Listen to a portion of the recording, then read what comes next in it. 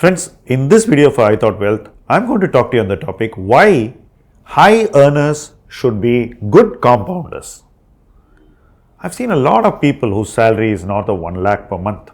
There are people who have salaries even to the extent of ₹1 million a month.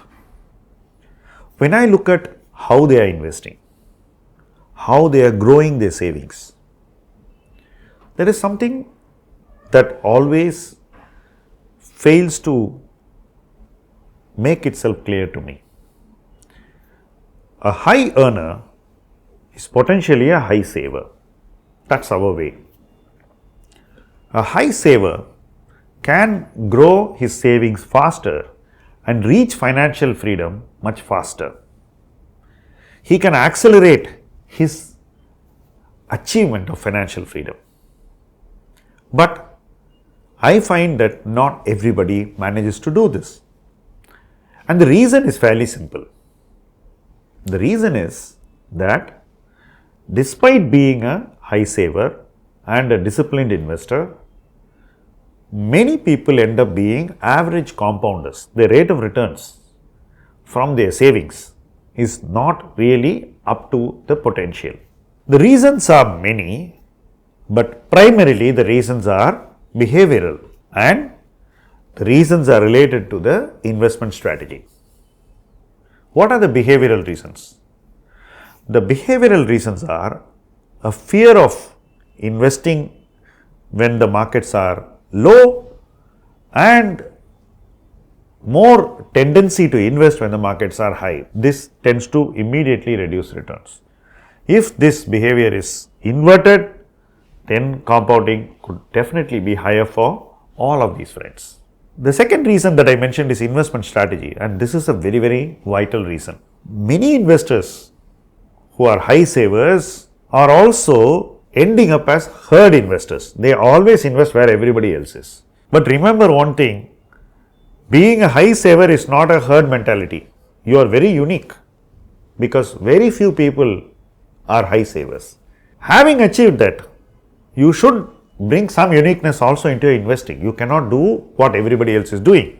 So you should not belong to the herd where people just go crowdsource something, do something for the fun of it, take risks which they should not take, not bother too much about what preparation they have done for an investment decision, and generally take their investments very easy. Being very different from the herd, you should make sure that the benefit of saving very differently from them is also extended to investing very differently from them. That's a very critical necessity.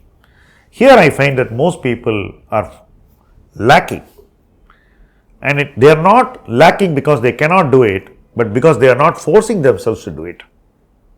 Imagine, you are an achiever, you earn high salary, you save significant part of your salary, you are a high saver also, and you are a high investor also.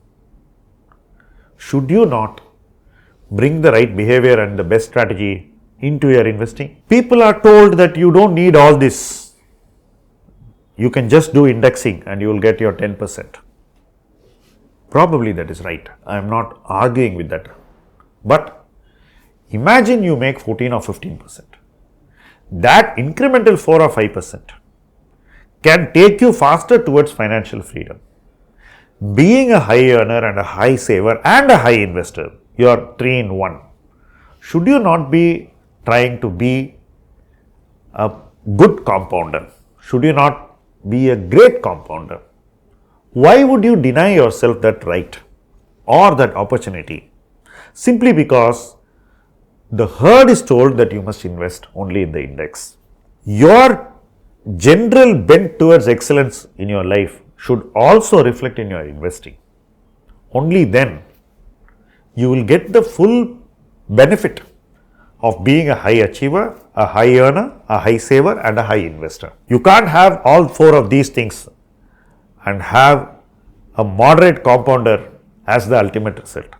I don't think that's really great. The problem that I have with index investing is that today a person pays a home loan interest of 9%. he cannot settle for an equity return of 10%.